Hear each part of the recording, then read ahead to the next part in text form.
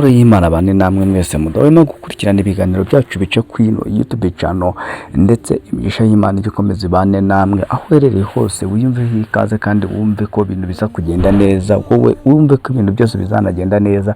Iyo ubyutse mu gitondo ukabona hari ibyo uri kubura, ujye wizana Imana ko umugoroba uza kugera wamaze kwibona, kandi nimba binabaye ngombwa kubibura juhora ibyiringiro byawe ntibikagere ntibikapfe, ahubwo juhorana ibyiringiro. Niyo mpamvu izatuma uhora utunze umutima w'imbaraga n'ubwenge n'ubuhanga n'ubushobozi buhanitse. Uyu munsi rero nk'ibisanzwe ni Gasage Muzehe Kongomani ubu babyukiye kugira ngo tuganire ndetse tongere tukungurana ibitekerezo kuri filime yacu The Contract. Niyo twongera tuba tugarutseho uyu munsi, hari icyo dushaka ko tuba twaganiraho cyangwa hari icyo dushaka kuba twagomba kumenya. Ni ukuvuga ngo rero uyu munsi aho uherereye hose fata akatebe wicare kugira ngo wumve iki kiganiro utuje. Niba utarakoze subscribe yikore kugira ngo n'ibiganiro by'ubutaha uzabikurikirane gatanu ku kandi. Uyu munsi rero ibyo tugiye kuvugaho ni bike cyane, ntabwo kiganiro kiza gutinda, niyo mpamvu musabye ngo cyumve kandi kugira ngo ubashe gusobanukirwa ibyo tuba turi kuvuga bya buri gitondo cyangwa bya buri munsi. Uyu munsi rero twirukanze cyane umugabo Nsabi cyangwa Dr Nsabi, ibibazo byamubayeho ntabwo tuzi ikintu cyamufashe. Iteka byose hari ibintu mu buzima bwacu baba bufite ibintu byinshi cyane birurwaniramo imbere indani muri ina cyangwa mu mubiri. Ni ukuvuga ngo ubwo yari kwitera ari kwitambukira yahise afatwa n'ibintu bibiri tugiye kuba twavuga. Hari ibintu bishobora gutuma byagufata ukagenda gake gake cyangwa unaribwa mu nda. Icyambere nk'abajeni cyangwa cyane urubyiruko dukunza guhura nacyo, dukunda kurwara amibe. Ikindi ni ikimoso, ikindi ni inzoka zo mu nda. Burya iyo urwara amibe hari igihe ugenda ukumva imbaraga zose zirakiza, ukumva ikintu kiragufashe kandi kigufata kigukanda cyane, maze bikakunanira kuba watera intambwe, ahubwo ukicara ukizinga. Ibituruka ku kirero akakira kenshi abasiribateri bakunda kurira mu maresitora cyangwa banarira mu rugo, ugasanga bari kurya ibiryo bimeze ukuntu bidatunganyije neza, maze bikaba ngombwa ko barwara iyo ndwara bita amibe ituruka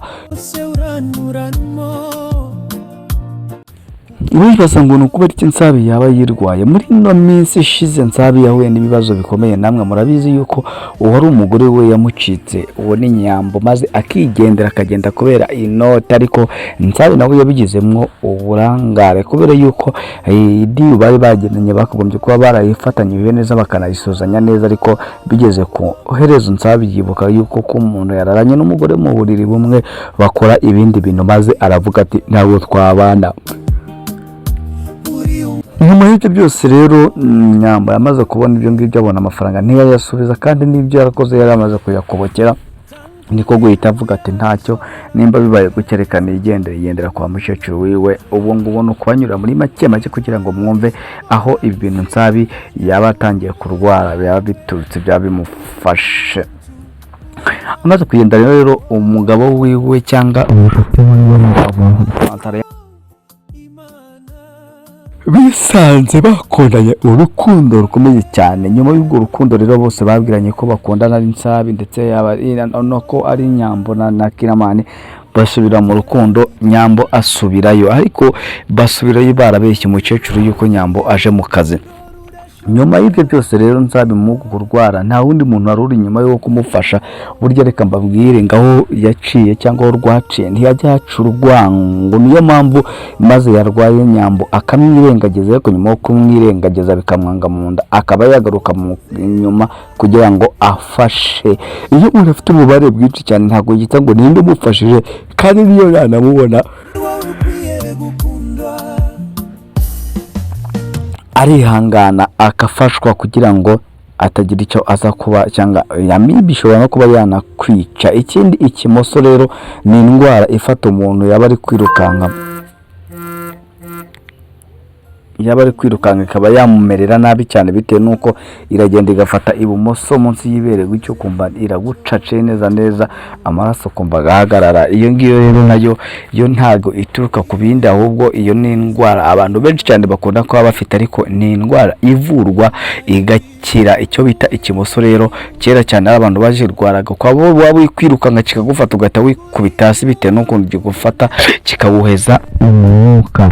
Ikindi kintu gishobora kuba cyatera iki kintu nsabira bigize gutya, narababwiye ngo inzoka zo mu nda ariko ntabwo zakuzingazinga kuriya ngo ziguhotore kuriya, ariko nazo birashoboka ko zakufata maze zagufata zikagera akenshi. Rero ku rubyiruko hari ukuntu umuntu usanga umuntu yarihaye kurya urusenda cyane, yabagenda kugiye ku zuba maze akaza kubura ubuhumekero kubera yuko aba ari gukoresha imbaraga nyinshi no guhumeka, ni cyetse nabwo bukiye bwazamuka cyane, imbaraga zikabura akaba yana kikubita hasi agahera uwo mwuka. Ariko ibyo ngibyo byose rero izi ni ingaruka z'uko yatandukanye n'uwo bita Nyambo, kubera yuko mu gihe babanaga na Nyambo yakoraga ibintu byose kandi akabikora akeye, kandi nyuma y'uko n'umukunzi wiwe amusabye ko baryamana maze yageraho ntamuhaze neza bakabimurenganyiriza, ibyo nabyo bishobora kuba byaba ikibazo cy'uko Nsabi atangiye kuba yakiba. Ikindi kintu gikomeye cyane nababwira, mu rubyiruko hari icyo bita depression. Wamara kugira depression y'urukundo kumva ko ubuzima bwawe ntacyo bumaze n'abantu bose bari kugucikaho, maze ukaba wakiha imiti igukura mu buzima. Nabyo birashoboka ko Nsabi yaba yabikoze kugira ngo nawe ayiherageza agahita gakabije yihebye kugira ngo bigende mu ubwo buryo. Sizi nimba aka kantu uri kukumva cyangwa ubu buryo uri ko bwumvamo. Twebwe twavuze yuko kuvuga ko uri filimi tugenda dutanga ibitekerezo bivuye hirya no hino, tunakasesengura icyo tubonye tukakivugaho uko turi kubyumva ndetse n'uko ubwenge bwacu buri kubiduhereza. Mujye mutwihanganira rero, nimukatume ibi kiganiro kigucika gutyo utabashije kumva neza, bitewe n'uko hari byinshi bivugirwamo byakugirira umumaro kandi byahindura ubuzima bwawe. Ushobora kubireba filimi ukikundira Nsabi cyangwa ugakunda Kinamani bitewe n'imiterere n'imivugire yiwe nuko akina, ariko ntubashe kuba wasesengurirwa neza wumve icyo bari kwigisha kugira ngo bagende. Iyi sene rero ishitwigisha ko ubundi mu bintu byose wakagombye gukora, wakagombye kujya ukora ibintu witonze kandi ukamenya ko ikintu ukoze cyose gishobora kuba cyakuzanira ingaruka mbi kandi nziza. Ikindi rero, ntabwo ari byiza ko waca ku muntu wigeze kumenya ari mu bibazo ngo wanga kumutabara ngo nuko hari ikibazo mwagiranye. Iteka ryose ujye wibuka umunsi umwe mwanezeranywe, apana kwibuka umunsi y'ibibazo mwagiranye. Ubundi kubabarira bijye bihora hafi cyane, ndetse n'imbabazi zawe zijye zihora mu kiganza kugira ngo uzitange zitabitse, kubera yuko handitse ngo hahirwa ubanyembabazi kuko aribo nabo bazazi igihirirwa.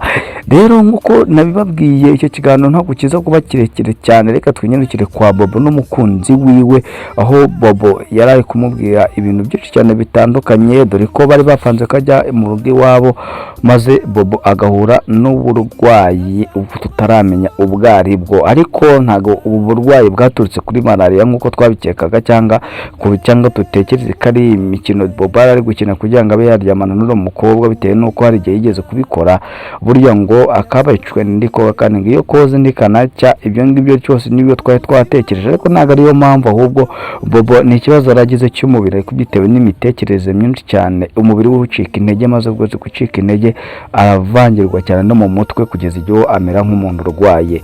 Ibi bintu bijya bibaho cyane cyane, ugasanga umuntu afite ikibazo gikomeye cyane maze kikamubera imbogamizi zikomeye cyane kuba yagira ute yakomeza ubuzima bwiwe, ugasanga imbaraga ziracitse kubera umunaniro ukabije yagize, maze ukawitiranya n'iyindi ndwara. Abanje cyane bakunda kuvuga ngo n'umuntu wabaroze ngo n'amahembe babohereje, ariko ntago ari uko. Umubiri wacu ufite imbaraga ntarengwa zo gukoresha, ndetse n'ibitekerezo byacu bifite aho bitarenga. Rero iyo biharenze niyo mpamvu usanga umuntu yarwaye umutwe, yarwaye umunaniro, ndetse tutira cyane cyangwa agashusherwa cyane cyangwa agatengurwa cyane kubera umubiri we yakoresheje ibyo utakagombye kubukora. Nka Bobo impamvu yaratekereje byinshi cyane, wibuke ko arifite amadiru menshi cyane papa we agenda amuporopoza, kandi amadiru ari mabi cyane. Ubwa mbere yamubwiye ko agomba kumwohereza ahantu akajya kumuzanira ibitemewe bikinjira mu gihugu, maze araza kubyanga, maze Rifise aramwemera, ariko ubu yamubwiye yuko agomba kuba yakora ikintu kimwe gusa kandi atagomba guhakana, atanafite amahitamo kureka cyo kugambanira umugabo bita Kirama. Ariko uyu munsi ari kugenda bibwira abantu, ntazi ko akarenza umunwa akarushya yamagara, kanga umwambi warekuye utakugarukira mu muheto.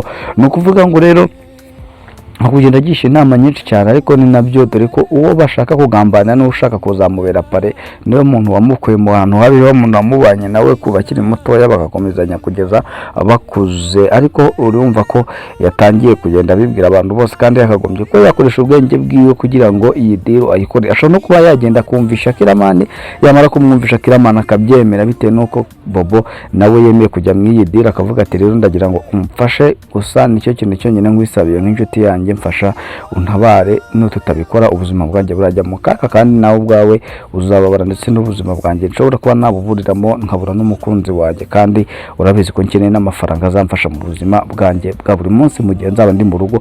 Maze Bobo yamara kubikora gutyo, Kiramani ashobora kuba yabyemera cyangwa akamuhakanira, burya ngo nta wiyima umwima ahari. Ni nayo mpamvu ntumubuze ikintu cyose uzakora mu buzima bwawe ntuzatinye kwaka umuntu serivisi cyangwa kujya ahantu kubera yuko uzakubwira ko bitashoboka, ujye umubwira yuko nta kintu cyo kiri munsi y'ijoro kidashoboka. N'iriya inzu zose zikomeye cyane nazo zishobora kuba zabizaho bitewe n'iki, ko ibintu byose bishoboka kandi ubuzima buhinduka bugahindukira umunsi umwe, budategereza imyaka myinshi cyane kugira ngo bugiye bufate ngo buhinduke. Uraryama mu gitondo ukabyuka ibintu byose byahindutse cyangwa byamaze kujya ihwandabaga, byapfuye kurushaho. Niyo mpamvu rero uyu muhungu yakagombye kuba yigirira icyizere akajya kwa Kiramani akamubwira ati reka tuganire nk'abagabo, ngiye nkubwire ibintu bimeze biri kumbaho, ungire iyi nama. Akamvuga yuko bamutegetse kuba yamugambanira cyangwa kuba hari ibindi bintu cyane yakagombye kuba akora byo kumutandukanya n'umukunzi, ariko Kiramani ndabizi yamwemerera deal bakayijyamo, ndetse ashobora no kuyijyamo yibereye mu rugo, dore ko no mugabo mu bitekerezo bye n'imbaraga ziwe zigikenewe zinakora zinandi zifite n'agaciro. Si ibyo gusa kandi nuko turi kuvuga kuri Kiramani n'Inyambo, urukundo rwabo ruba ruryoshye iyo bari kumwe, kandi iteka ryose batwigisha iki? Batwigisha ko urukundo nta kintu rwitaho, kubera ko Kiramani amafaranga afite niyo yakagombye kuba agenda mu ubu buryo bwo gutereta gutya. Kandi wabonye ko iwabo wa Nyambo cyangwa aho Nyambo aturuka, niba warumvishije inkuru neza, Nyambo nta mubyeyi agira, ahubwo agira nyirakuru wenyine. Ababyeyi babo barabataye barigendera. Nyuma yo kubata rero nyirakuru abitaho, amaze kubitaho byose bigenda neza. Nyambo arakura abana n'umugabo we Nsabi birangira batandukanye. Ubu ari kuri Kiramani ufite amafaranga akomeye cyane, dore ko ubu ngubu bari gupanga kujya kubakira umukecuru. Kiramani wifuza imikino yo mu cyaro, reka mbivuge gutyo, kubera ko hano mu mujyi abana benshi cyane unababwiye ngo amata aturuka he, bashobora kukubwira ku byuma cyangwa bakakubwira ku igare, ntabwo bazi ko amata ari inyamaswa yitwa inka iyatanga. Noneho rero akaba yishakira kuzigira mu cyaro, akicanira Runonko, akiyokereza ibijumba muri Runonko, amateke n'imyumbati byose, maze akumva ubuzima bwo mu cyaro ukuntu buba bumeze, kubera ko nicyo kintu cyonyine atazi cyangwa yakotegeza gukora, kubera ko amahoteli yagiyemo abarya ibiryo bitandukanye cyane. Ibikurya yarariye no kunywa aranyweye, icyo akeneye ni ukurya ibintu biri aho biciriritse kandi bifite intungamubiri cyane. Ariko ikibazo kirimo nuko Nyambo atangiye kumufuhira kubera umukunzi cyangwa kubera ko umusekreteri wiwe ari umukobwa. Abenshi cyane bitewe nuko uba ufite ikintu Nyambo yabonye kubwa amafaranga, aba yumva yuko hari umuntu uzaza nyine nawe afite amafaranga, maze akagenda wamutwaye. Umugabo nawe agasanga ibibazo bibanye byinshi kandi bibaye birebire cyane. Niyo mpamvu ahora n'ubwoba bitewe n'uko ukuntu nawe yumva ko umugore yamwita akagenda akishakira abandi bagore. Ariko Kiramani ni umuntu romantikali kandi ni mu bicisho bugufi, n'ubuzima busanzwe ni mu bicisho bugufi kwisi, niba guca bugufi wumvikana kandi ufasha ubugira n'umutima mwiza, dore yuko ibintu byose agiye akora byose bigenda bigaragarira ubuzima bw'abantu bwose bwa buri munsi, ko ari umuntu umeze neza kandi uri hanze ufite umutima wo gufasha. Rero ntabwo twabona tutavuga ko iyi filime izaba iryoshye cyane, twese turi kwirabura gukora ndetse n'ubwo azaba ari umukozi cyangwa n'abana cyangwa tayiga ko atagiye kugambana, ashaka kugambana ngo umukozi atandukanye n'ibyo bizagenda bite. Ariko icyo mbabwira ko ibi ngibi bigiye kuzagera, ikindi kubona ngewe nk'umusesenguzi w'iyi filime y'uko Bobo azazana na Kiramani akaba yamufasha kugira ngo Teta akomeze abone ikibazo. Niyo ufite inshuti yawe kuva mu kimwe cyose kugira ngo ikore ibyo cyangwa igere ku kintu undi muntu ari kwitegeka kandi ikagikora neza kugeza mu cyo neza. Reka nkubwire ngo niba utari kuri subscribe kuri kugira ngo tubakore tuganire mu biganiro by'ubutaha. Iki kiganiro gisoje niho ibindi biganiro by'ubutaha. Ngiye rega sajye muze kungomana nk'ibisanzwe. Ciao. Ni wowe ukwiye gukundwa, intambwe yose utera irasubiramo, iyo ubuntu isi irashobora